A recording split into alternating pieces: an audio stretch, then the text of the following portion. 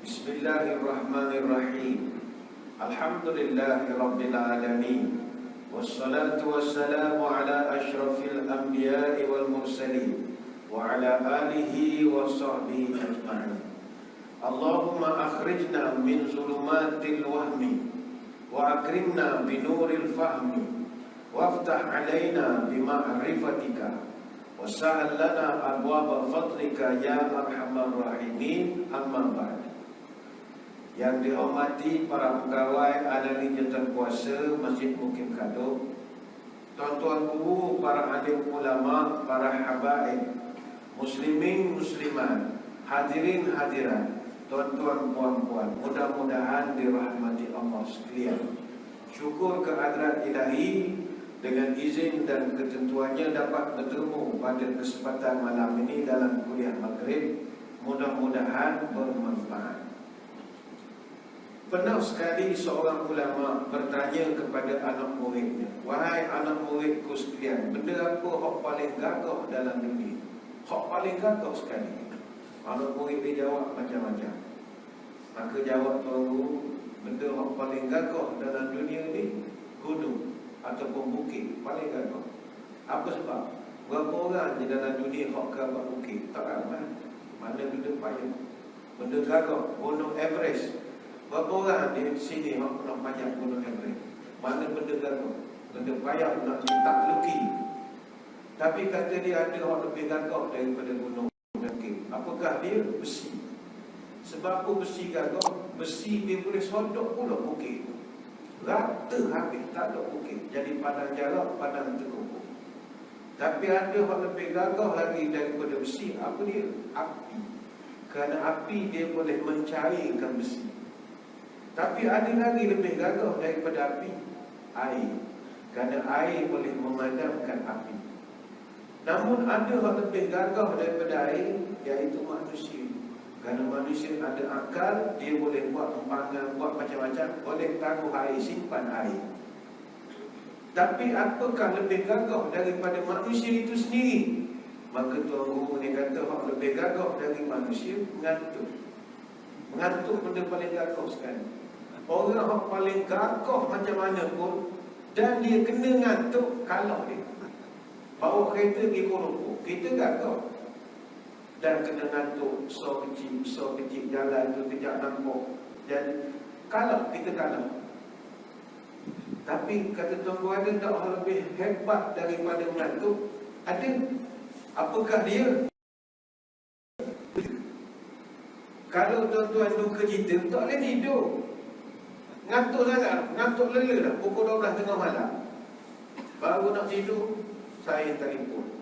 Oh ni mak kita ke, adik kita ke, ayah kita, siapa-siapa ni jatuh ni di kampung ni, mana gaya? Kita duduk KL. Tadi nak tidur lela, tukar baju dah, tak boleh tidur. Hilang ngantuk. Duka cita boleh lebih gagah daripada mengantuk. Tapi Tuan Guru tanya, apakah lebih gagah daripada duka cita? Doa. Doa lah rupanya benda yang paling gagah sekali dalam dunia. Baik itu malam ni kita akan membicarakan macam mana kita nak mempergunakan doa ni sebagai suatu benda yang boleh menyelesaikan semua masalah kita. Cuma doa ini je dalam Quran surah Al-Baqarah ayat 186. Allah Ta'ala berjanji, wa idza sa'alaka ibadi anni fa inni qaribun ujibu da'watad da'i idza da'ani.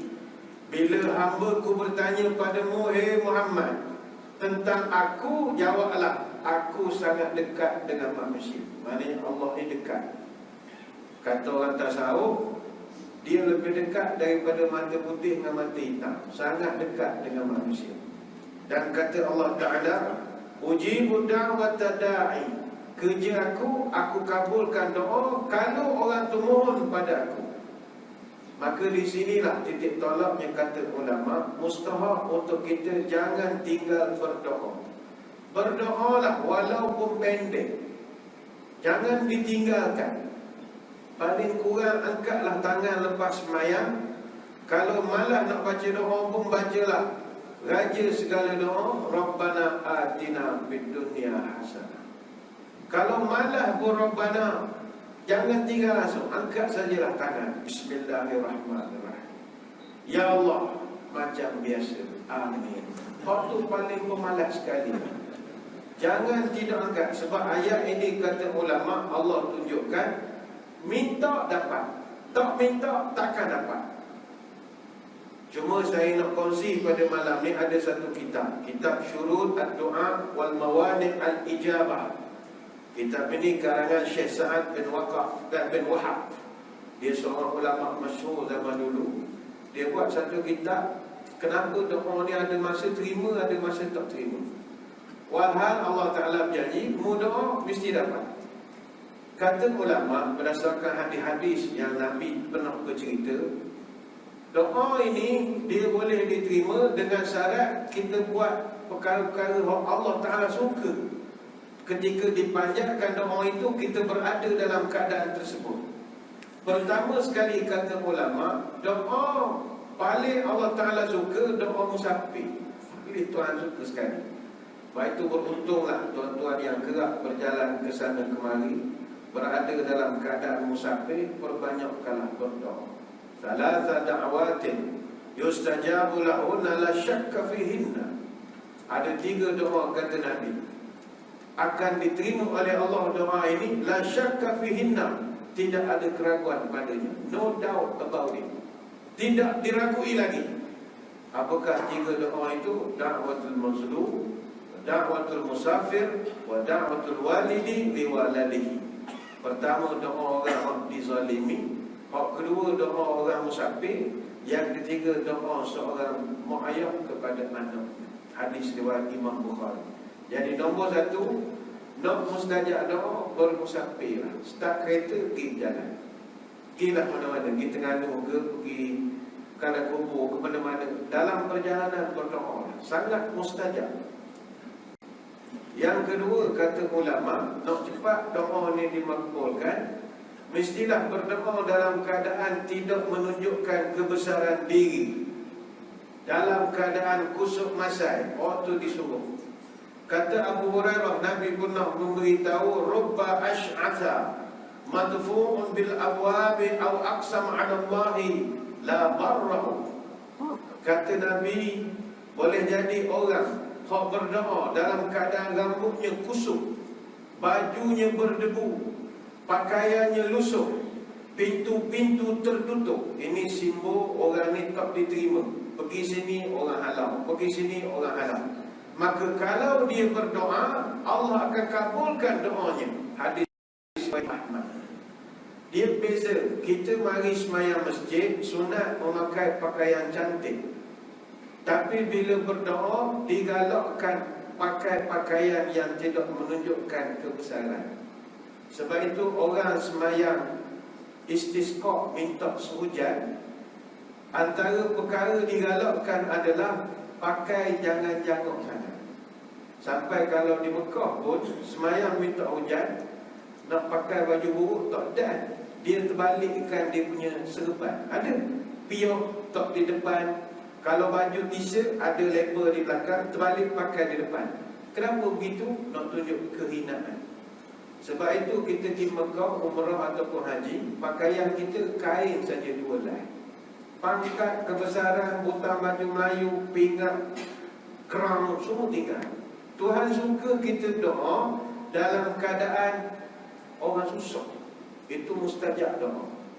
Jadi kalau tuan-tuan nak doa, kebetulan pakai baju jangok-jangok, bukalah sekejap untuk mustajab doa saja. Ini yang ulama gariskan.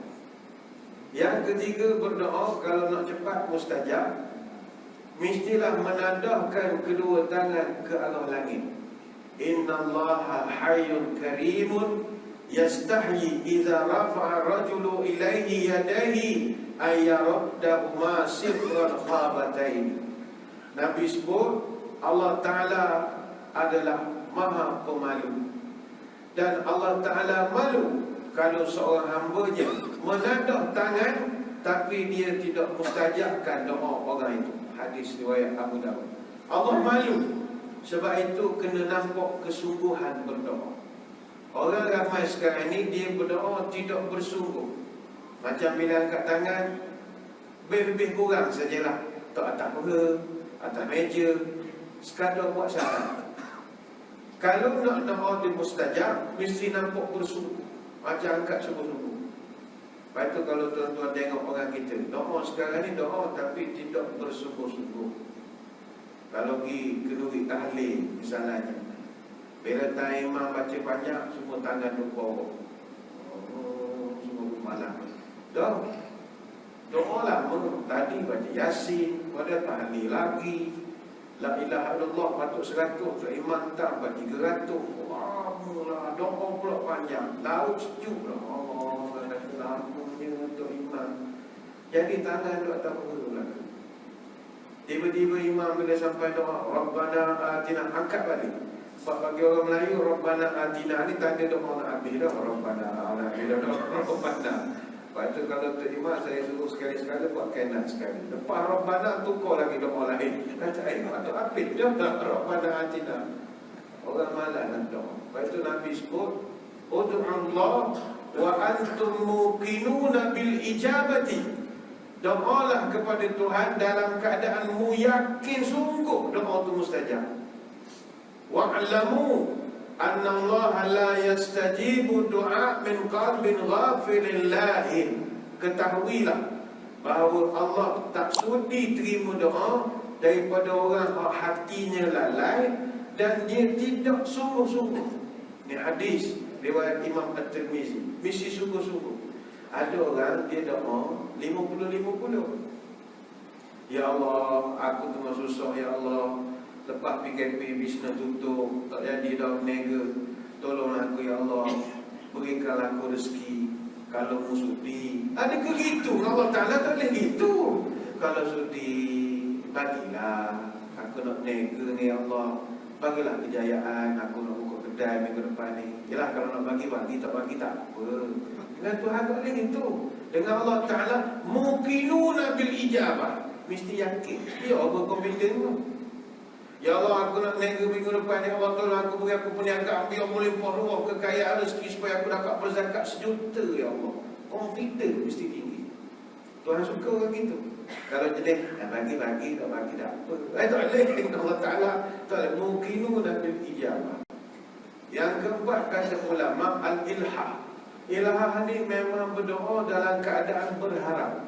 Mana kalau doa tu sebut nama Tuhan banyak-banyak. Ya Allah, Ya Allah, Ya Rahman, Ya Rahim, Ya Rahman. Ilhah dia panggil. Dia mesti nampak ulang-ulang tu sebagai macam mengharapkan sangat. Baik itu dalam satu ayat Quran Allah Ta'ala menyebut walillahil asma'ul husna fad'uhu biha wa dharul ladzina yulhiduna fi asma'ih. Dan Allah mempunyai nama-nama yang baik, maka berdoalah menggunakan nama itu. Maka Allah Ta'ala dah beri rahsia dah di situ. Awak berdoa sebut nama saya suka. Surah Al-A'raf ayat 180. Pernah satu ketika kata para sahabat, Nabi pernah dengar ada satu orang laki-laki, dia semayang dalam tahiyat, dia dengar orang ni baca doa dalam tahiyat. Nanti saya akan terangkan salah satu doa paling cepat diterima Allah, doa sebelum dalam tahiyat akhir. Jadi sahabat ni dia baca tahiyat, tahiyatul mubarakatuh salawatu. Sebelum dia beri salam dia baca doa, Allahumma inni as'aluka ya Allah innaka wahidul ahadus samad alladzi lam yalid wa lam yulad wa lam yakul lahu kufuwan ahad antaghfir li dhunubi innaka antal ghafurur rahim. Dia ulang doa itu. Dah habis tu barulah dia Assalamualaikum warahmatullahi, baru dia berhenti sembahyang. Nabi dengar doa dia, maka kata Nabi, orang itu demi Allah Tuhan ampun dosa dia. Nabi ulang 3 kali. Ini hadis riwayat Imam Abu Daud dan juga An-Nasai. Maka para sahabat pun dapat satu ilmu. Orang ni dia doa, punca dia diterima doa dia sebab dia sebut sifat dan nama Allah.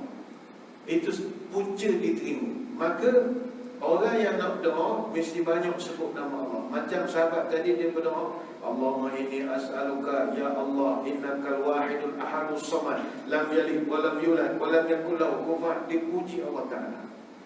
Ayat itu ambil daripada surah Al-Ikhlas je. Rupanya Al-Ikhlas, sebab itu jangan pandang rendah surah Al-Ikhlas.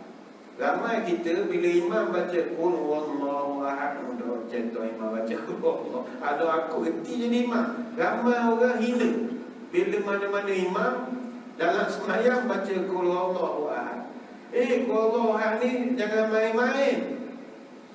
Surah Al-Ikhlas. Saya ingat sini semua hafal surah Al-Ikhlas. Nabi ada satu hadis, Nabi sebut, man qara'a qul huwallahu ahad hatta yakhtimha 10 marratin banallahu lahu qasran fil jannah. Siapa-siapa yang baca qul huwallahu ahad 10 kali satu hari, Allah bina untuk dia satu istana dalam surga. Bila Umar Al-Khattab radhiyallahu anhu dengar, dia rasa tak sedap. Dia kata, ya Rasulullah, idzan astakthir ya Rasulullah. Kalau baca 10 kali boleh dapat surga, dapat istana dalam surga. Idzan astakthir ya Rasulullah. Kalau baca banyak lagi, banyak mana pula istananya? Kalau Allah bukannya banyak, pendek je. Nabi tak selesa dengan soalan Allah. Faqala Rasulullah, Allahu akbar wa atyab. Apa masalah awak wahai Allah? Allah Ta'ala ni maha kaya, dia boleh lebih lagi daripada itu kalau dia nak. Yang ni nak maklum minimum membaca 10 boleh satu istana dalam surga. Kalau lebih lagi. Ini hadis riwayat Imam Ahmad. Sebab itu qul huwallahu ahad, baca 10 kali dapat istana dalam surga. Biasa kita dengar orang ceramah macam mana nak buat rumah dalam surga. Antara amalan dapat rumah dalam surga, amalan misalnya membetulkan saf ketika nak sembahyang, iktikaf masjid antara satu solat dengan satu solat. Macam tuan-tuan sekarang sedang iktikaf antara maghrib ke isyak, dapat satu rumah dalam surga. Tapi baca qul huwallahu 10 kali sehari bukan rumah, istana mahligai dalam surga. Baik itu surah Al-Ikhlas antara surah yang paling baik dibawa dalam doa. Ya Allah, Allahus samad lam yalid wa lam yulad wa lam yakul lahu kufuwan ahad. Ya Allah, ya Rahman, ya Rahim. Suka, Nabi suka doa itu, Allah Ta'ala pun cepat mustajab. Jadi hafalah surah qul huwallahu ahad. Kalau tak hafal, memang tak tahu. Pernah dulu zaman Nabi, riwayat daripada Aisyah, Nabi dihantar satu pasukan peninjau untuk buat risikan, ambil maklumat, pergi sepadan musuh, tengok laluan dia macam mana, buat peta apa semua lah. Jadi dalam pelantun ni ada seorang tu ustaz macam kita kagak lah, ustaz kagak, captain major gitu lah. Dia mengetuai untuk semayang apa semua. Jadi bila pergi operasi ni, ustaz kagak ni, kita istilah kagak lah, ustaz ni kalau setiap kali jadi imam, setiap rakaat baca qul huwallahu. Rakaat pertama baca qul huwallahu, rakaat kedua baca qul huwallahu. Seminggu operasi baca qul huwallahu. Tadi anggota diam sajalah, tak tu imam nak baca apa pun. Bila balik, hantar report pada Nabi. Ni ada laluan baru, kita esok kalau berlaku apa-apa di sini. Nabi bertanya, mana ustaz kita? Okey. Okey ya Rasul. Cuma dia ni pelik sikit. Apa pelik? Baca qul huwallahu. Sembahyang qul huwallahu. Hai, mana jadi gitu? Tak tahu. Awak pergi tanya dia, kenapa dia suka sangat qul huwallahu? Sahabat seorang bicara dia, ustaz, tak mahu Nabi tak tanya, apa suka baca qul huwallahu? Kata ustaz ni, saya suka sebab surah tu ada sifat Allah. Jadi saya suka nak baca sebab saya puji-puji Allah dalam surah itu. Balik cerita ke Nabi. Apakah jawab Nabi? Ukhbiruhu innallaha yuhibbuhu. Rakyat ke dia, Allah Ta'ala pun sayang juga ke dia, sebab dia suka dengan qul huwallahu ahad. Amalkanlah tuan-tuan 10 kali sehari qul huwallahu ahad. Hafallah qul huwallahu ahad. Orang kita jarang untuk hafal qul huwallahu ahad. Cuma bila sebut surah Al-Ikhlas, alamu fikir surah apa? Al-Ikhlas, aku tak ada jumpa. Allah tahu, Allah tahu. Surah Al-Ikhlas, surah yang paling ikhlas sekali dalam Quran. Surah Allah Al-Ikhlas, surah paling ikhlas sekali. Dulu ada satu cerita kiai tok guru pondok pesantren. Dia ni orang nak nikah dengan anak dia interview dia baca Quran je. Tok guru mari seorang nak kahwin dengan anak dia suruh baca Quran. Anda nama siapa? Ana nama Asri, masya-Allah. Iqra suratul Asri.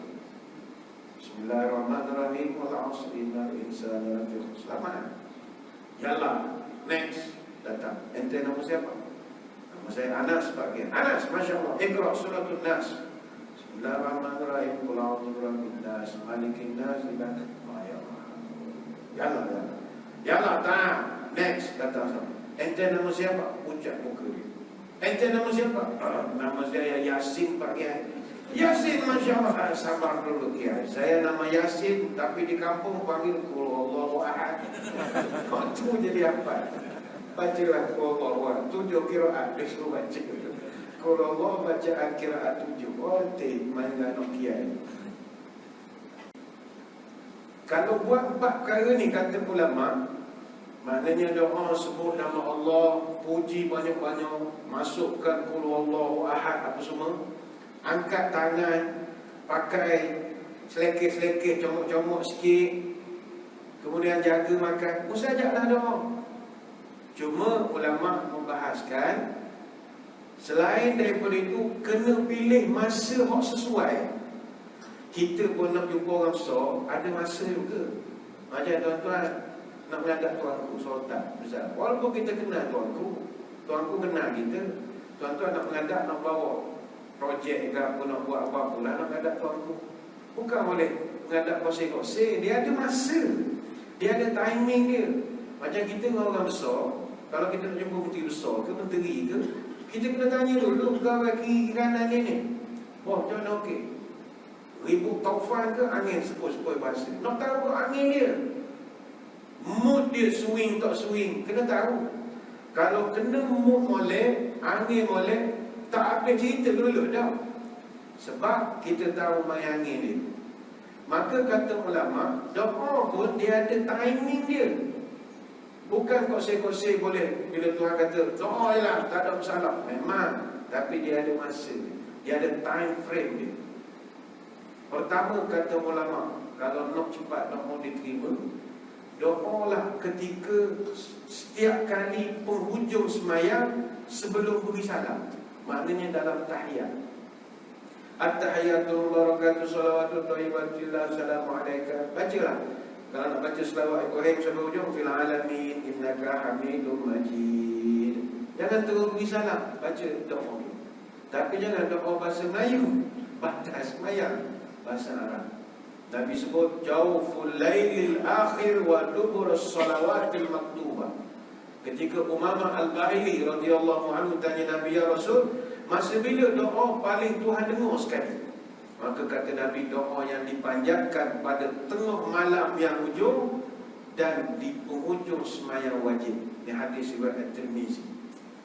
Sebab itu ulama dia adalah berbeza pendapat, tetapi majoritinya mengatakan penghujung semayang sebelum kita beri salam. Tuan-tuan baca tahiyat sebelum beri salam, lepas tu ketika itulah dipanjatkan doa, lepas tu barulah kita beri salam. Cuma dalam membaca doa dalam semayang, ada satu doa yang Nabi ajar secara khusus. Doa ni mu kena baca dalam semayang. Ada doa khusus, tidak wajib. Maka tuan-tuan boleh doa lain. Tapi kalau nak buat yang paling afdal, doa istimewa daripada Aisyah radhiyallahu anha mengatakan, Nabi kalau dalam semayang dia tidak tinggal membaca Allahumma inni a'udzubika min azabi jahannam wa min azabil qabri wa min fitnatil mahya wal mamati wa min syarri fitnati masihid dajjal. Hadis riwayat Bukhari Muslim. Kata Aisyah, Nabi paling tidak tinggal adalah doa minta jauh daripada azab kubur, fitnah dalam kehidupan dan selepas kematian, ujian fitnah macam-macam, Wa min syarri fitnahil masih dajjal, dan jauh daripada fitnah dajjal. Yang kita sekarang ni dalam fitnah dajjal lah. Kita ni sekarang jadi pelik-pelik semayang jauh, topeng bagai ni, tak boleh tidak ada sikit-sikit juga. Sebab 3 tahun sebelum dajjal muncul, ni hadis sahih, dunia akan bertukar daripada apa yang kita kenal sebelum ini. Penyakit banyak, air kekurangan, air kemarau, cuaca dah jadi bengong. Kita pun dah tak boleh baca cuaca lagi. 3 tahun sebelum, mu akan menderita, kata Nabi, sebelum turunnya dajjal. Jadi ni dalam fasa-fasa dia. Baik tu musim sekarang lagilah kena kerak doa ini. Baik tu dalam Sahih Muslim ada diceritakan satu orang ulama.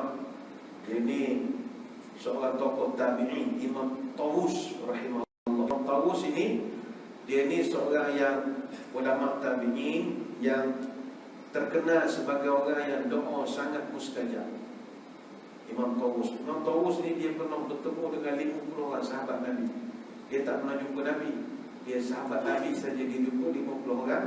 Dan dia terkenal dalam sejarah orang yang pernah buat haji 40 kali. Dia ni terkenal doa mustajab. Kata ulama, kata Ibn Uyainah, ada 3 orang tokoh yang sangat terkenal doa mustajab. Pertama Abu Dhar, yang kedua Tawus, yang ketiga As-Sawri. Tiga-tiga ni ulama besar. Dan juga kata Imam Abu Uyainah, dalam ramai-ramai ulama ada 3 ulama yang menjauhi pemerintah. 3 orang ni juga, Abu Dhar, Tawus, As-Sawri.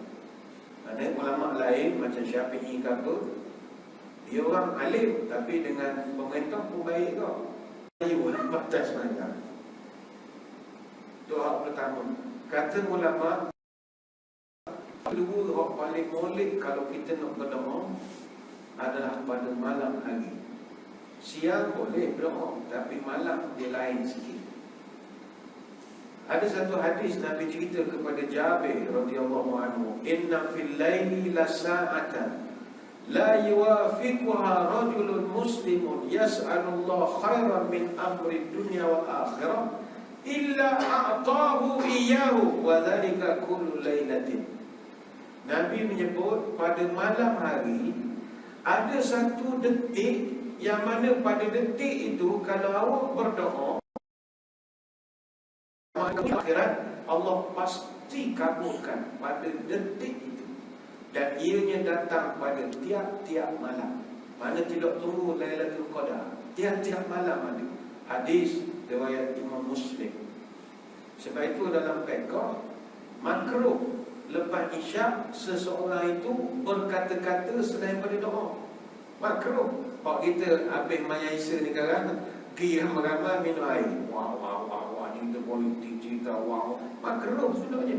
Sebab waktu tu adalah mustajab doa. Tapi tak terikut dia kita makruh lah. Macam mana? Roti danai, roti macam-macam, roti tik-tak. Macam mana budaya berbeza. Kalau ikut Nabi, tak pernah. Lepas isyak duduk rumah makali zaman tu. Waktu keselamatan, peperangan, dia tidak suka kita. Kita tak habis isyak ni kan. Sebab antaranya juga puncanya kerana lepas waktu malam ini dia ada waktu mustajab. Takut-takut kita duduk mengetih di kedai, masa tu tengah mustajab, mulut kita tercakap benda-benda hak mustajab. Kalau cakap benda molek tak apa, takut tersumpah ke, marah anak ke, jadi sungguh. Tu hati-hati. Malam tak boleh cakap kosong-kosong. Kena berlalu, ada waktu mustajab doa.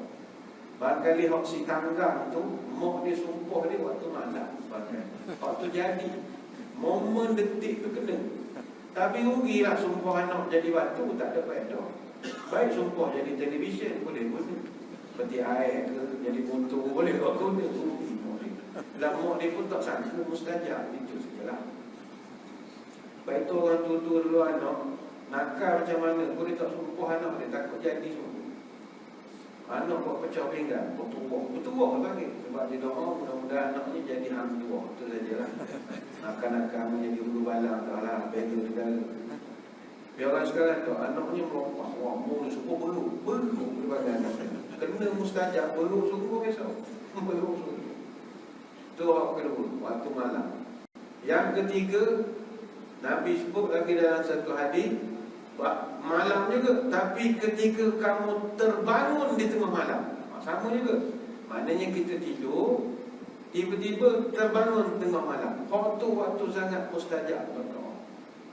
Dalam hadis yang panjang Nabi pesan kepada para sahabat, La ilaha illallah wahdahu la syarikalah, lahu mulku wa lahul hamd, wa huwa ala kulli syai'in qadir. Alhamdulillah, subhanallah, la ilaha illallah, Allahu akbar, la haula wa la quwwata illa billah. Kemudian orang tu baca Allahumma ighfirli. Nabi sebut siapa-siapa yang terbangun di tengah malam, lalu menyebut semua zikir-zikir nama Allah, dia puji Allah Maha Suci, Allah Maha Agung, Allah Maha macam-macam lah dia puji. Ujung-ujung dia minta, Ya Allah ampunkanlah aku, maka doanya pasti dikabulkan. Hadis riwayat Imam Al-Bukhari. Cuma ada hadis yang lain, kata ulama, orang ini dia berdoa ataupun dia terjaga dari tidur, syaratnya dia tidur tu bersuci dulu. Makna tidur dalam keadaan suci. Apa makna tidur dalam keadaan suci? Berwudu. Orang tidur ada wudu, dia tidur dalam keadaan didoakan oleh malaikat. Tapi ini setengah masalah. Tapi ada ulama yang memberikan pendetailan, orang itu adalah dia mesti tidur dalam keadaan terbangun tanpa sengaja. Mana bukan dia kunci jam. Ada juga orang olahkan begitu. Dalam kitab An-Nihayah fi Gharibil Hadis ada dibahaskan. Mana kalau kita tidur pukul 10, kunci jam pukul 2.30, terbangun. Waktu tak, dia tidak kira. Dia nak orang tu bangun secara semula jadi. Tersedar. Sama ada tuan-tuan terbangun tu sebab aircon dia tutup ke, terdengar bunyi pintu ada orang masuk ke, atau berasa nak pergi ke bilik air, terpulang tapi mesti terbangun. Ini perbahasan ulama. Kita seorang pusing sangat. Yang mustahab bangun tengah malam itu banyak manfaat. Cuma kalau dapat tidur dengan keadaan berwudu, itu yang terbaik sekali. Sebab orang yang tidur dalam keadaan berwudu ni, man bata tahiran bata fi sya'rihi malakun fala yastayqazu illa qala al-malak Allahumma ighfir li ibadika fulan fa innahu bata tahiran. Ada satu hadis Nabi cerita, siapa tidur dalam keadaan ada air semayang, maka dia tidur ditemani malaikat. Malaikat akan duduk dekat mana? Syari, dekat dengan kepala dia, dekat rambut dia. Dan sepanjang malam itu, fala yastayqazu illa qala al-malak. Selama mana dia tidur, tak bangun-bangun, selama itulah malaikat doakan dia, Allahumma ighfir li ibadika fulan fa innahu bata tahiran. Ya Allah, ampunkanlah orang ini sebab dia tidur ada air semayang. Besar pahala tidur air semayang ni, manfaat besar. Kalau tuan-tuan tidur hotel ataupun tidur chalet, lama orang tak duduk. Musim-musim PKP kan banyak chalet sampai homestay 2-3 bulan tak ada pelanggan. Jadi rumah-rumah ni kalau 40 hari pun tak ada siapa-siapa manusia duduk, ada benda lain duduk. Jadi bila ada benda lain duduk, bila kita nak duduk, dia adalah sikit perselisihan faham tu. Dia rasa tu rumah dia dah.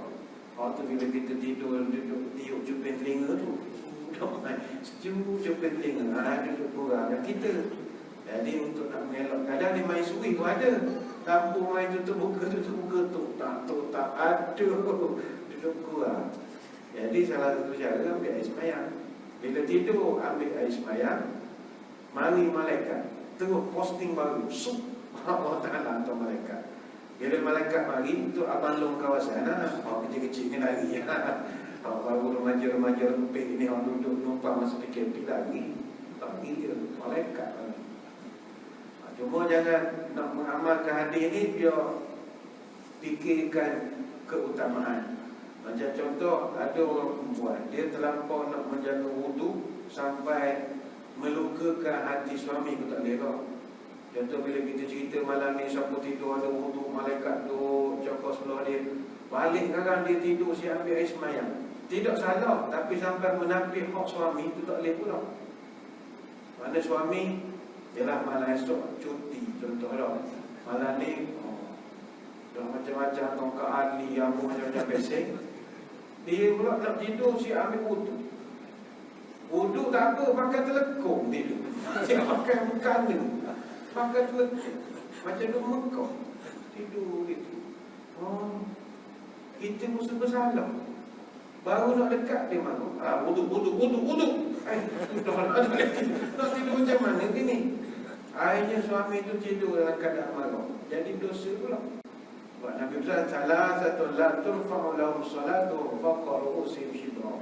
3 golongan semayang tak terangkat daripada ubur-uburnya walau sejengkal. Maknanya senang cerita tak diterima semayang. Siapa? Pertama, rajulun amma qauman wa hum lahu karihun. Pertama sekali Tok Imam, kalau jadi imam dalam keadaan makmum tak suka dengan Tok Imam. Tak suka ni bukan kerana politik, kerana grade pangkat dah. Tak suka kerana akhlak dia. Contoh dia ni Tok Imam, tapi serokok ke apa, benda-benda gitu, karaoke, kaki karaoke, imam kaki karaoke. Dia pergi mewah orang-orang, dia nyanyi 10 lagu dia seorang. Tok Imam, tak kena. Bila jadi Tok Imam, kita kan pakai tauliah tuanku, jaga sikit dia punya peribadi. Nak karaoke boleh nak kata seorang-seorang dah lah, kita lagu lah kata, nyanyi. Jangan nampak sangat, kita Tok Imam. Jadi dia makmum tengok, dia panggil saya tak fikah. Dia jadi tidak hormat. Jadi kena, bila jadi Tok Imam banyak nak kena jaga penampilan. Bila makmum tak suka, boleh efek semayang kita.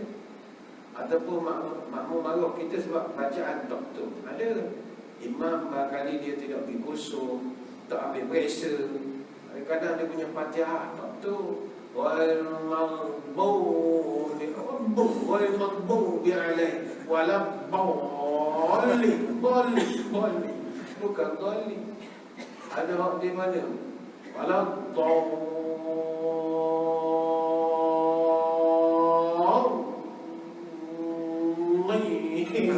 Panjang tok dia. Mak apa tak tahu. Dapat kamu pagi, orang repot pagi. Buat apa pagi banyak? Berapa harakat? 17 harakat orang tua. Ngaji di mana? Tadi makmum baru habis dia. Tak suruh untuk jawatan Pak Yo, dia untuk imam. Pak Yo untuk jawatan untuk imam. Dia macam daun pisang, kena kerat baru jatuh. Nyong jadi bahasa ini gitu ya. Ayo buat maruah lah terima. Tapi ingat kalau terima tu degil, semayang orang lain diterima, semayang dia telah tak terima. Syarat dia betulkan bacaan dia dan akhlak dia.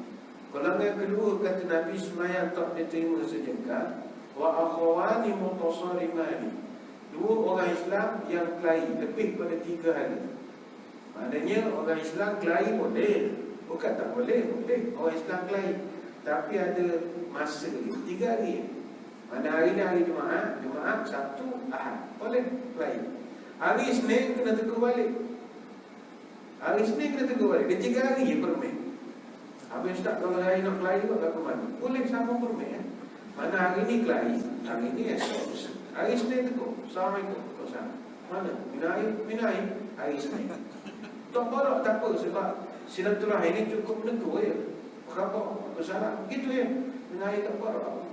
Hari Isnin. Hari Selasa sama kali kelahi. Selasa aku kan 3 hari.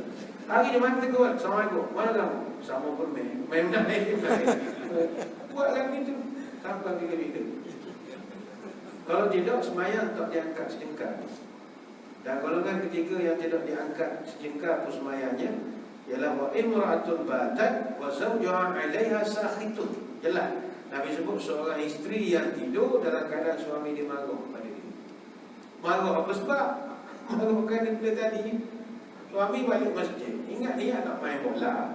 Sampai-sampai dia tutup. Bayanglah apa perasaan dia. Itu Nabi ucu balik. Allah jeng. Ini untuk Kak Ali sepapan. Mana gaya? Duduk kedai pagi. Ini hadis dalam sunat Ibnu Majah. Jadi kalau nak tidur berwuduk, silakan. Tapi agak-agak. Sebab tidur berwuduk sunat, layan suami wajib.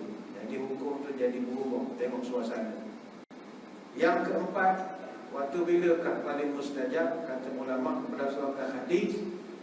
Hadis ni 2 sekali Nabi sebut. Jadi nombor 4, nombor 5 sekali lah.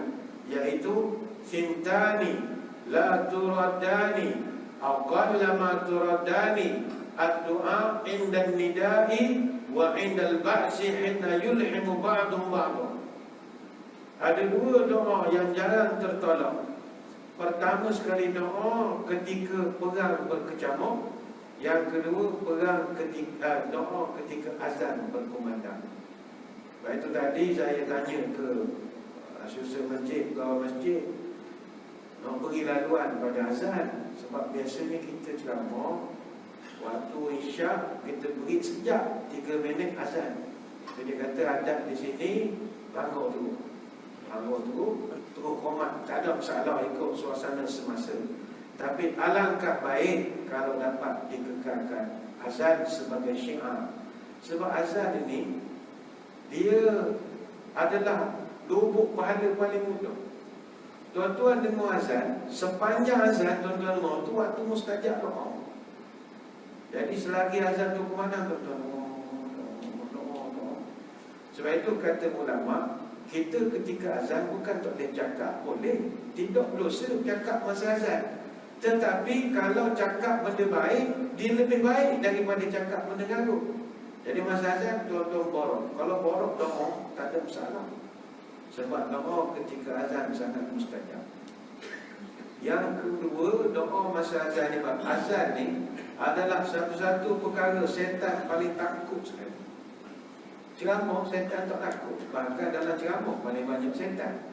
Tuan-tuan hak mengantuk mata ni siapa dia hak kacau? Setan. Tidur, cuba dia tidur. Dia semua tidur. Dia main kaki bagi serban. Sebab paling kita serban kaki. Kiri kanan kiri. Dia main belakang jadi lengok. Ini kerja setan. Tapi bila dia dengar azan, dia lari lintang pukang. Dalam hadis Muslim Nabi sebut turatun, lari terkentut-kentut. Sebagai simbol memang dia takut tu. Hatta la yasma'u ta'zim, sampai dia cari tempat yang tak ada azan langsung. Mula dia pergi masjid sana azan juga, lari sini. Azan juga, lari. Tiba masjid, tak ada azan. Oh, duduk sini yang kata. Oh, sedap masjid hari ni tak ada azan Isyak. Alhamdulillah, suka dia. Lepas tu rugi tak azan. Tak apalah, lain kali azan lah. Azan ni Syiah. Nanti nak kiamat azan tak ada langsung. Maksudnya tak azan tak apa. Kita akan datang azan. Yang keenam kata ulama, waktu yang sangat baik kalau dapat kita berdoa hari Jumaat macam hari ini. Inna fil jum'ati la sa'atan la yuwafiquha muslimun qa'imun yusalli yas'alullah khairan illa a'tahu iyyahu wa qala biyadihi yuqalliluha birabiduha. Nabi menyebut pada hari Jumaat ada satu momen detik yang sangat mustajab kamu berdoa pada hari itu, iaitu hari Jumaat, dan apa saja yang masih akan dikabulkan. Hadis riwayat Bukhari Muslim. Ada ulama bahaskan hari Jumaat waktu mana hak mustajab. Ada yang kata waktu mustajab lepas subuh. Ada yang kata masa Tok Imam naik mimbar. Tapi pendapat yang lebih masyhur adalah selepas asar. Waktu yang paling mustajab berdoa. Berdasarkan sabda Nabi, Yaumul Jum'ati 12 sa'atan la yujadu fiha 'abdun muslimun yas'alullahu syai'an illa atahu iyyah. Dalam hadis Nabi sebut pada hari Jumaat ada 12 jam waktunya pada waktu siang. Di antara waktu itu ada satu waktu yang tidaklah seorang yang mohon pada Allah pasti Allah kabulkan doa itu. Sahabat tanya, apakah waktu itu ya Rasul? Faltami. Dan doa untuk berbuka puasa ini ada banyak. Orang doa yang paling masyhur sekali kalau orang Melayu ini, Allahumma laka sumtu, untuk paling masyhur sekali. Allahumma laka sumtu wa bika amantu ala rizqika aftartu. Dia doa ini masyhur tapi lemah, dhaif. Tidak salah, tapi sebab ada doa yang lebih sahih lagi ataupun lebih kuat lagi dalilnya. Itu hadis daripada Ibnu Umar radhiyallahu anhu. Karena Rasulullah SAW idza qala qala zahaba az-zama'u wa batalat uruku wa thabata al-ajru insyaallah. Hadis riwayat Abu Daud dan Ad-Darqutni. Kata Ibnu Umar, Nabi kalau berbuka dia akan berdoa, ya Allah, telah hilanglah dahaga, telah basahlah urat-urat tekukku, dan telah dapatlah pahala insya-Allah. Ini yang paling jelas sekali. Tapi saya ingat tuan-tuan tak dan apa. Jangan tadi Ustaz sebut payah nak sebut zahaba dhalam wa talat uruqu wa thabata al-ajru insya-Allah. Nak boleh kita hafal kat sahur baru ingat nanti. Jadi payah. Maka tak ada masalah. Hadis tentang doa berbuka ini ada banyak. Ada hak lemah, ada hak kuat. Jadi kalau tuan-tuan pening, don't worry, bacalah apa-apa doa. Yang pasti datang daripada Nabi satu saja, Bismillahirrahmanirrahim. Jadi Bismillah jangan lupa. Nak doa Allahumma lakal sumtu pun boleh. Doa cakap Melayu pun boleh, apa saja. Yang penting jangan tidak berdoa ketika nak berbuka puasa, sangat mustajab. Selesai yang ketujuh, yang ke-8, yang ke-9. Yang ke-9 kata ulama, doa yang sangat bagus kita panjatkan ketika turun hujan. Untunglah kita duduk pantai timur, musim monsun hujung tahun, kita hari-hari hujan. Kata Sahal bin Sa'ad radhiyallahu anhu, Nabi pernah menyebut, sintani la turadani ad-du'a 'inda nida wa tahta al-matar. Doa yang paling tidak ditolak oleh Allah, doa semasa azan berkumandang. Yang kedua, doa masa hujan. Hadis riwayat Imam Hakim. Sebab itu Nabi memang sangat menyuruh kita berdoa masa hujan. Utlubus tijabatid du'a inda salas, inda tiqa'il juyush wa iqamatis salah wa nuzulil ghais. Carilah kelebihan dengan berdoa pada 3 masa, kata Nabi, yang orang lain belum tentu dapat 3 masa itu. Pertama, ketika bertemu 2 pasukan perang, doalah ketika itu. Yang kedua, menjelang semayang didirikan, masa mudah qoman. Kejap lagi kita semayang, Allahu Akbar, Allahu Akbar, qoman. Doa banyak. Allah gini. Sangat mustajab. Dan yang ketiga, doa ketika hujan. Cuma masalah kita duduk Malaysia, hujan ni benda bukan benda pelik. Jadi kita pun jadi tak heran nak doa masa hujan tak pelik. Tapi bagi orang Arab, hujan ni benda yang payah berlaku. Sebab itu orang Arab kalau hujan, dia memang doa sungguh-sungguh. Ada kawan saya bawa teksi daripada KLIA, dia hantar passenger banyak lah. Ada masa dia pelancong, zaman pelancong Arab pun ramai. Jadi kebetulan dia tahu saya mengaji Arab, dia tanya, macam mana mau duduk negara Arab, mau boleh tahan orang Arab? Apa pula? Aku layan Arab 3 hari, pening tak? Baru 3 hari layan orang Arab, daripada KL, kamera pergi KL, dia pening dia kata. Buat apa pening?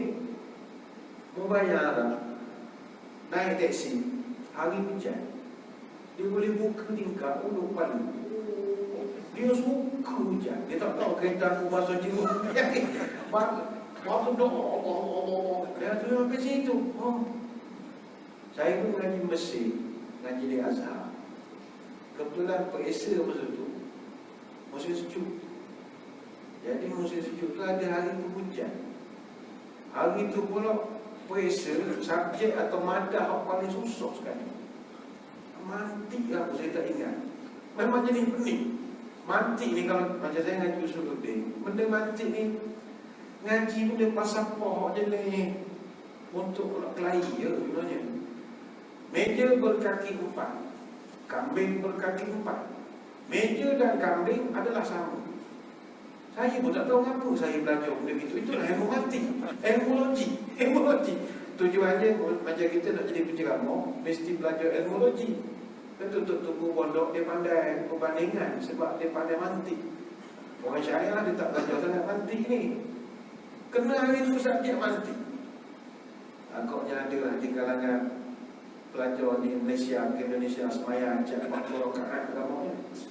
Hari tu betul lah nak jawab kuasa, hujan.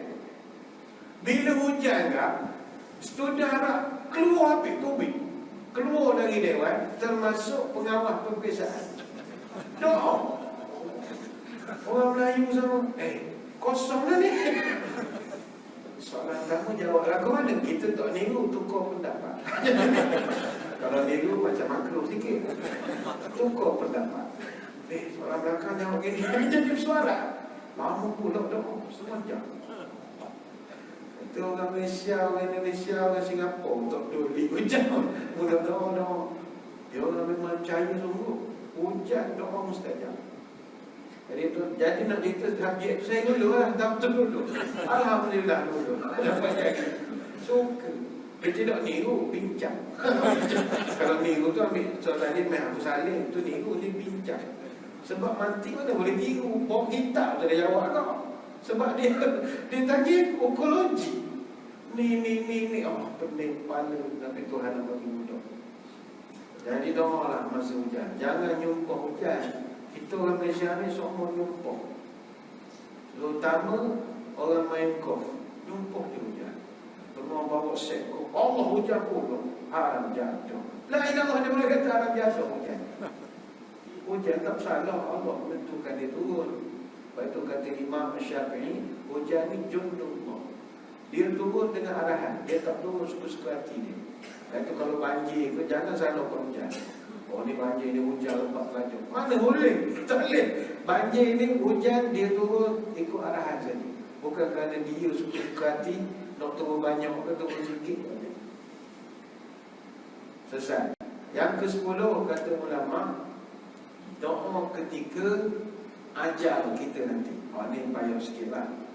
Kalau nanti tuan-tuan nak mati, kita semua lah nak mati, masa nak putus nyawa tu sangat mustajab pun. Masa tu rasa sibuk benda lain lah. Rasa sibuk rumah ni siapa nak duduk, kereta aku siapa dia. Tak payah fikir lantak nak lep geruk ke, tak payah. Doa je masa tu. Ummu Salamah dalam satu riwayat dia cerita, pernah ketika masa suaminya nak meninggal dunia, Abu Salamah datang Nabi, dan Nabi datang, masa tu Abu Salamah dah pun habis nyawa. Dan masa tu mata Abu Salamah terbuka. Maka kata Nabi datang, Nabi pejamkan mata dia. Nabi sebut, inna roha idha qubida tabi'ahul basar. Jenazah mayat kalau roh dicabut, mata dia akan ikut roh pergi ke mana, kata Nabi. Jadi jangan pelik kenapa matanya begini. Bukanlah kerana dia ni nampak benda gedar, sebab roh dia, mata dia ikut roh. Nabi pun tutup. Faqad jannasu min ahli.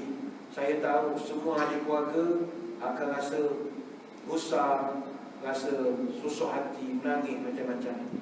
La tad'u ala anfusikum illa bi khair fa innal malaika yu'minuna ala ma taquluna. Kalau sedang nazar, mintalah yang baik-baik, kerana malaikat sedang mengaminkan apa yang kamu ucapkan. Sebab bila kita nazar, malaikat ada. Minimum malaikat yang ada Israel, malaikat maut. Malaikat maut dia boleh tolong aminkan. Jadi bila tuan-tuan nanti, tuan-tuan lah, macam orang lain mungkin ada lambat lagi, tak ada orang mati nanti. Contoh, na'udzubillah, kita jatuh motor ke bawah gaung ke sejuk dah kaki, tak mati lah aku ni. Kalau sejuk tu mati ya. Air dah sampai lutut dah ni, rasa mati lah aku ni. Bila dalam suasana itu, doa je lah. Sangat mustajab ketika itu. Pasal sibuk dengan mati lah aku, Allah mati lah. Jangan, relax. Doa ya Allah, maafkan lagi ni, jagalah keluarga. Selesai bersama. Sangat mustajab ketika itu. Dia kalau nak mati nanti, kata orang, dia sunyi ya, sunyi. Sebab malaikat turun, dia jadi sunyi sangat ketika itu. Orang cerita lah, Allah. Tak orang mati tak kata cerita lagi. Orang cerita, orang tua-tua kata lah. Sebab ni banyak yang cerita ni orang yang terlibat aksiden. Orang banyak aksiden ni banyak kongsi pengalaman orang aksiden. Ada dulu aksiden rombongan daripada mana? Rombongan daripada Pantai Timur nak pergi ke Langkawi. Aksiden atas hari buat balik. 40 orang rombongan tu rasanya separuh mati. Lalu, jadi orang selamat dia cerita. Dia cerita saya, dia kata Ustaz kata sebab terbalik tu gelap, tak tahu kenapa. Jadi kata masa bah tu nak tu jerit-jerit kawan, Allah macam-macam. Bila dah jatuh tu senyap. Jadi dia kata itu dia kata agaknya masa senyap tu malaikat dia itu yang timbul cerita tu, dia sunyi, tak ada lah. Kalau orang jerit, nangis, bunyi bising, enjing ke apa, tak ada. Senyap malaikat tu. Macam kita lah kadang tengok borok tak, wah tiba senyap semua.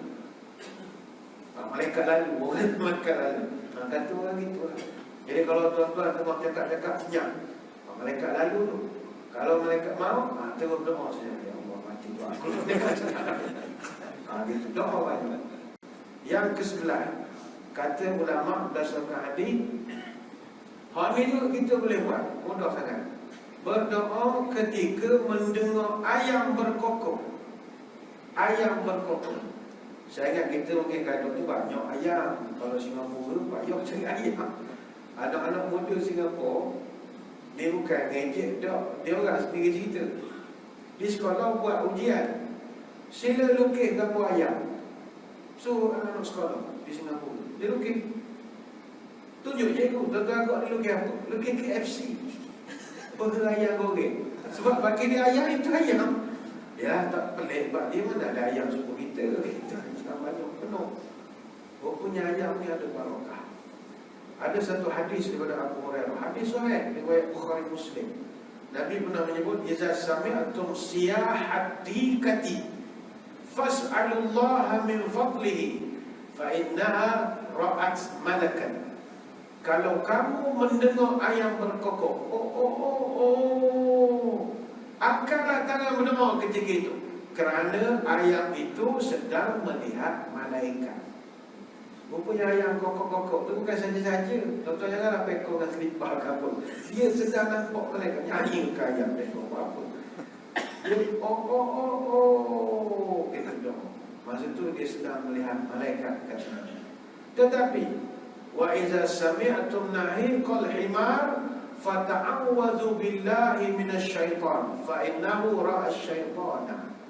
Tapi sebaliknya, kalau kamu mendengar keldai berbunyi, bunyi keldai. Di tempat kita tak ada. Di tanah Arab banyak lah keldai tarik kereta macam-macam. Fata'awwadhu billahi minasyaitan. Mintalah Allah jauhkan kamu daripada syaitan, sebab dia berbunyi itu kerana dia nampak syaitan. Hadis Bukhari Muslim. Jadi pagi esok bacalah doa ketika ayam berkokok. Ada perbahasan tentang ayam ni banyak lagi, tapi saya tidak fokuskan sangat. Sebab ada orang dia menganggap makan kambing lebih cepat masuk surga berbanding makan ayam. Ada orang biasa gitu. Kadang-kadang ceramah masjid, AJK kata, "Ustaz, malam ni kita sedia kambing." Dia cara dia cerita tu macam bila makan ni kan masuk surga lah kita. Apa buat ayam masuk merah tak masuk surga ke? Masuklah ke? Tidak ada kelebihan antara satu makanan dengan satu makanan. Dia kata, "Dok, Ustaz, dia kan sunnah." Sunnah apa? Nabi pun makan ayam juga. Ayam juga adalah makanan kepada Nabi. Dalam hadis riwayat daripada Abu Musa al-Asy'ari radhiyallahu anhu. Sebab Nabi ada hadis cerita kelebihan ayam. Banyak kelebihan ayam. Dia mengejutkan orang ketika sembahyang dan macam-macam lagi. Jadi tuan-tuan, kalau ada pilihan kambing, ayam, makan berapa? Tak ada masalah. Oh ya Ustaz, kalau banyak penyakit macam mana? Doalah pada Allah. Ya Allah, aku nak makan. Allah baik lana fima razaqtana wa qina adzabannar. Selesai. Ambil kambing, masuk mulut. Sebelum mulut, cakap orang kambing. Kambing, aku makan kau, kau jangan makan aku. Amin. Selesai masalah. Naik sikit lah, kolesterol sikit saja. Dia tak naik banyak. Doa ke-12. Doa yang paling bagus sekali, kata ulama berdasarkan hadis Nabi, yang Allah payah nak tolak adalah doa yang dipanggilkan doa zahril ghaibi. Doa zahril ghaibi ni doa kepada orang yang tak tahu kita doakan dia. Ini payah Tuhan nak tolak. Da'watul mar'il muslim li akhihi bi zahril ghaibi mustajabatun. Doa kepada orang yang tidak tahu kita doakannya sangat diterima oleh Allah. Kamu doalah bila-bila masa. Inda ra'si malakun muwakkal. Bila doa saja datang satu malaikat. Allah utuskan kullama da'a li akhihi bi khair. Bila dia doa saja untuk saudaranya, Allah kata mau pergi ke orang ni, tu malaikat datang. Qala al-malak muwakkal bihi amin walaka bimithli. Kata Nabi, doa malaikat ni kerjanya mengaminkan setiap tutur doa yang kita panjatkan. Contoh, tuan-tuan dapat mesej sahabat kita dibesuk, contoh sakit, kita nak ziarah, kita pun sakit kok, tak apa nak sihat, ada orang mata tak nampak malam, contoh balik rumah kita doa, ya Allah, sahabat aku dibesuk tengok sakit, aku nak pergi malam ni pun mata tak apa nampak, sembuhkanlah penyakit dia Allah. Dia tak tahu kita doa ni. Masa doa itu Allah Ta'ala turun, malaikat pergi iring orang ni. Tu malaikat datang, ya Allah sembuhkanlah penyakit dia ya Allah. Malaikat tu sebelah, walaka bimislim, amin, amin. Malaikat pula aminkan doa kita. Kata malaikat, cik awak pun dapat doa ni, cik awak pun dapat juga doa ni. Maknanya kita doa kebaikan ke orang, doa tu sampai juga ke kita. Dia macam bola, baling ke dinding dapat kita. Setiap kali baling dapat baling. Jadi doa Zahril Ghaib ni doa yang paling mustajab. Sekarang ni ramai orang berdoa, tapi doa ni orang tahu.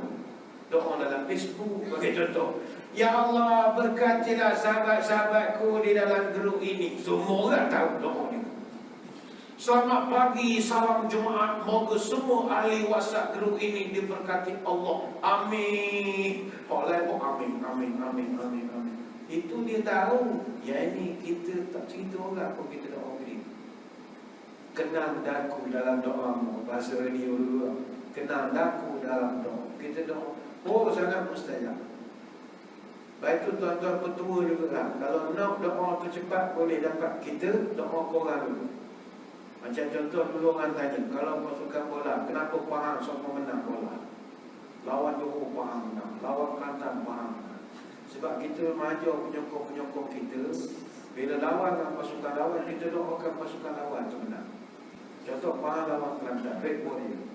Bismillahirrahmanirrahim. Ya Allah, menangkanlah Red Warrior pada malam ini. Malaikat tu sebelah kata, Tok Ganjong menang.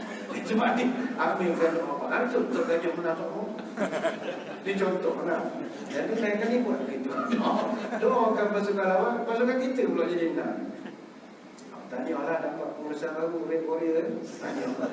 Kalau wajah orang janji masuk juga. Janji lepas janji suka. Yang ketiga pula, kita reka-reka saja lah. Waktu hak sangat, ini jangan lupa minggu depan, hari Rabu antara Zuhur dan Asar adalah waktu yang sangat bagus. Yang ini jangan diceritakan. Biasa orang kata, oh, waktu mustajab hari Jumaat, kita setuju. Tapi rupanya ada kata ulama, hari Rabu. Hari Rabu waktunya antara Zuhur dengan Asar. Ada satu hadis dari Jabir bin Abdullah radhiyallahu anhu. Dia cerita anna Nabi SAW da'a fi Masjid al-Fatah thalathan yawm al-Ithnin wa yawm al-Thulatha wa yawm al-Arbi'a. Sahabat cak, Nabi seminggu 3 kali dia akan pergi berdoa di Masjid Fatah di Madinah. Bukan Fatah di Kairah, di Fatah di Madinah. 3 kali seminggu. Dia pergi hari Isnin, hari Selasa, hari Rabu. Dia mesti pergi Masjid Fatah. Fastujiba lahu yawm al-arbi'a baina as-salataini fa'urifa al-bishru fi wajhihi. Kata sahabat, kami cak, kalau hari Rabu dia punya mood TikTok, dia punya ceria senyum dia TikTok. Sebab kami cak hari Rabu adalah hari doa dia dikabulkan. Maka berkata Jabir radhiyallahu anhu, falam yanzil bi amrun muhimun ghalidun illa tawakhaitu tilka sa'a fad'uhu fiha fa'ariful ijabah. Kata Jabir, kami para sahabat, kalau ada perkara yang berat, usik kepala kami nak menyelesaikan, maka kami akan doakan pada waktu hari Rabu antara Zuhur sampai Asar. Hadis ni riwayat Imam Ahmad. Jadi kata sahabat, Nabi pergi Masjid Fatah. Masjid Fatah ni salah satu daripada masjid 7 yang ada di Madinah. Masjidus Sabah. Dia masjid ini gabungan dari 7 masjid kecil yang sebenarnya 6, cuma tambah dengan Masjid Qiblatain saja. Dia Masjid Fatah, Masjid Salman Al-Farisi, Masjid Abu Bakar Siddiq, Masjid Umar Al-Khattab, Masjid Ali Abi Talib, Masjid Fatimah Az-Zahra. Dia letak di kaki gunung Salam bahagian barat Madinah. Kalau kita buat ziarah luar di Madinah, biasa ada pakej pergi ke Masjid Fatah, Masjid 7 ini. Jadi Nabi pergi Senin, Selasa, Rabu. Tapi Nabi pergi Senin, balik hari, Selasa, balik hari, Rabu, balik hari. Antara Senin, Selasa, Rabu, hari Rabu Nabi paling ceria. Maka kata sahabat, nampak sangat hari Rabu, hari doa dia dimustajabkan. Jadi tuan-tuan, berdoalah pada hari Rabu. Lepas tu ada orang tanya, kenapa mesyuarat kabinet, mesyuarat exco, semua buat hari Rabu. Itu tujuan dia. Dan kenapakah keputusan rasmi kerajaan mesti diputuskan pada hari Rabu? Itu sebab dia. Itu rahsia. Diputuskan dalam mesyuarat hari Rabu, pengumuman mungkin kami ataupun Jumaat, tapi mesti buat hari Rabu. Selain daripada faktor mustajab doa, hari Rabu juga adalah hari mudah kita buat persediaan. Kalau nak buat arahan penutupan sekolah misalnya, nak mesyuarat hari apa? Awak paling sesuai keputusan hari Rabu paling sesuai sebab kita ada 2 hari untuk nak proses saat sebelum dan selepas. Itu antara sebab. Tapi yang paling antara kunci utamanya adalah kita nak barakah pada hari Rabu. Apa lagi waktu-waktu mustajab berdoa? Minum air zam-zam. Apa lagi? Ketika bermusafir, ketika bersahur, ketika antara azan dengan qamat, ketika sujud dalam sembahyang, dan banyak lagi yang kalau kita nak terangkan satu persatu, nescaya 3 hari 3 malam pun tak habis kita nak ceritakan benda ini. Yang mustahab muslimin muslimat sekalian, jangan jemu doa kepada Allah, sebab Allah tidak pernah jemu mendengar doa dan rayuan daripada hamba-hamba. Moga apa yang kita sembangkan pada malam ini memberi manfaat kita bersama. Kita berdoa pada Allah, moga Allah cabutlah cepat wabak ini. Sebab kita di dekat masjid pun orang nak jaga SOP ni pening kepala. Pening hari-hari, tiap-tiap hari, kadang seminggu sekali. Kelari semua jemaah kami tak larat nak lain. SOP pelan-pelan. Topeng, box jadah sendiri, nak macam-macam lagi. Kita doalah benda ni dipercepat oleh Allah. Moga-moga apa yang kita bincangkan memberi manfaat kepada kita bersama. Sebelum besok baru kita tanda-tanda berdoa. Moga majlis kita diberkati ilahi. A'udzubillahi minasyaitonirrajim. Bismillahirrahmanirrahim. Allahumma salli wa sallim ala sayyidina Muhammadin salatan tukhrijuna biha min zulumatil wahmi. Allahumma tawwil umurana wa sahih ajsadana wa nawwir qulubana wa thabbit imanana wa ahsin amalana wa wasi' arzaqana وإلى الخير قربنا وعن الشر أبعدنا واقض حوائجنا في الدين والدنيا والآخرة إنك على كل شيء قدير. Ya Allah, panjangkanlah umur kami, sihatkanlah tubuh badan kami, terangkanlah hati kami, tetapkanlah iman kami, mulihkanlah amalan kami, luaskanlah rezeki kami, dekatkanlah kami dengan kebaikan, jauhkanlah kami dengan kejahatan, kabulkanlah segala doa kami, sama ada dalam urusan agama, dunia ataupun akhirat. Subhanakallahumma wa bihamdika, nasyhadu an la ilaha illa anta, nastaghfiruka wa natubu ilaik. Wa sallallahu ala sayyidina Muhammadin wa ala alihi wa sahbihi wa baraka wa sallam. Walhamdulillahi rabbil alamin. Mohon tuan-tuan mendoakan perjalanan saya balik ke Kuantan malam ini selamat sampai ke Johor. Wabillahi taufiq wal hidayah. Wassalamualaikum warahmatullahi wabarakatuh. Wallahu a'lam.